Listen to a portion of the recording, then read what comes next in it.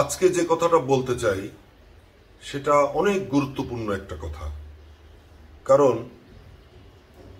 আমরা এই 15-16 বছরে দেখেছি, শুনেছি এবং যা হয়েছে যে সেটার একটা সামারি যদি বলি যে একটা আইনের শাসন ছিল না, বিচার বিভাগ নিরপেক্ষ ছিল না, তারপরে দুর্নীতির একটা শীর্ষ পর্যায়ে চলে গেছে।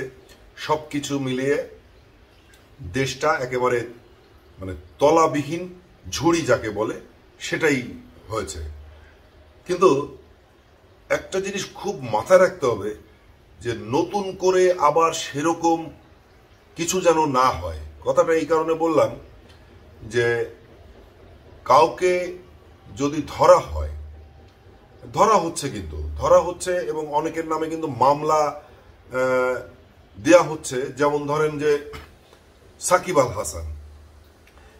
আল হাসানকে আমি নিজেও খুব অপছন্দ করি। তার যে আচরণ বিভিন্ন সময়ে দেখেছি, দর্শকের সঙ্গে খারাপ আচরণ করতে, তাকে সাংবাদিকদের সঙ্গে খারাপ আচরণ করতে দেখেছি।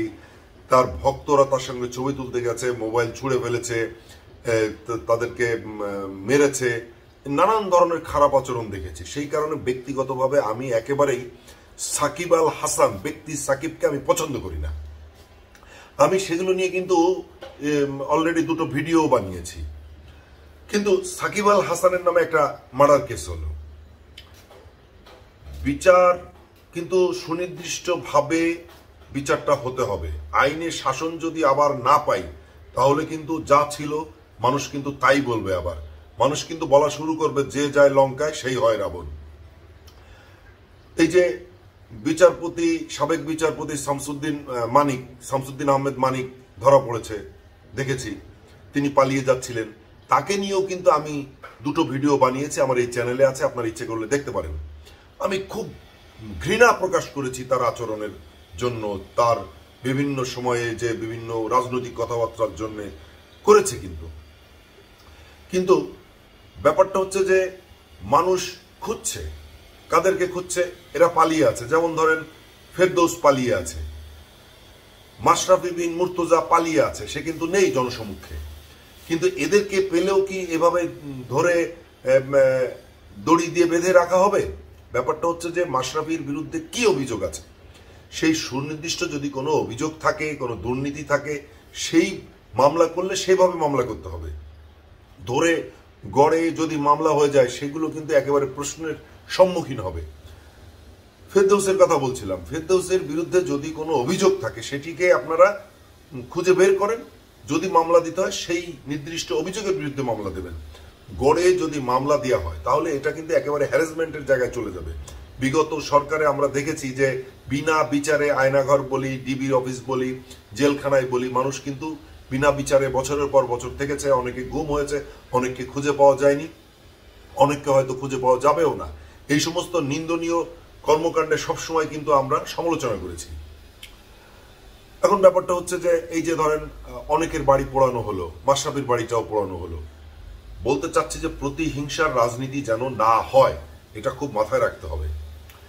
আরেকটি খুব গুরুত্বপূর্ণ বিষয়, যাকে অ্যারেস্ট করা হচ্ছে তাকে যখন কোর্টে তোলা হচ্ছে, আমরা দেখেছি যে প্রথমে সালমান এফ রহমান এবং সাবেক আইনমন্ত্রী যে আনিসুল হক, তাদেরকে যখন নিয়ে যাওয়া হচ্ছিল তাদেরকে ডিম মারা হয়েছে, নিরাপত্তা ছিল না। তারপরে আমরা দেখেছি যে দীপুমণির গায়ে কিন্তু হাত তোলা হয়েছে, সেটাও কিন্তু আমরা দেখেছি। তাহলে প্রথমবার যখন ঘটনা ঘটলো তাহলে তাদের নিরাপত্তার ব্যাপারে আরো সতর্ক হওয়া দরকার ছিল। এখন আমি তো বলবো যে পুলিশ নিরাপত্তা দিতে পারেনি, তাহলে সামনে এদেরকে যাদেরকে ধরা হবে তাদের তো নিরাপত্তা দিতে হবে। যদি নিরাপত্তা না দিতে পারে তাহলে কিন্তু সেই একই কথা হবে, যেই লাউ সেই কদু। এই বিষয়গুলোকে মাথায় রাখতে হবে। এবং সবচেয়ে বড় কথা হচ্ছে যে যাকেই ধরা হোক না কেন তার বিচার হোক, একটা সুন্দর বিচার হোক, আগের মতন বিচার না হোক, সেটা আমরা চাই। বিচার বিভাগের একটা স্বাধীনতা আমরা চেয়েছি, সেটা যেন হয়। আইনের সুশাসন চেয়েছি, সেটা যেন হয়। এবং দুর্নীতি যেন বন্ধ হয়, কিন্তু বিচারের নামে যেন কোনো প্রহসন না হয়। আর যাদেরকে কোর্টে নিয়ে যাওয়া হবে তাদেরকে যেন নিরাপত্তা দেওয়া হয়, এটা খুব খুব বেশি মাথায় রাখতে হবে। কোন রকম যেন তাদের প্রতিহিংসার শিকার যেন কেউ না হয়, এটা কিন্তু মাথায় রাখতে হবে। সবাইকে ধন্যবাদ। ভালো থাকবেন, সুস্থ থাকবেন।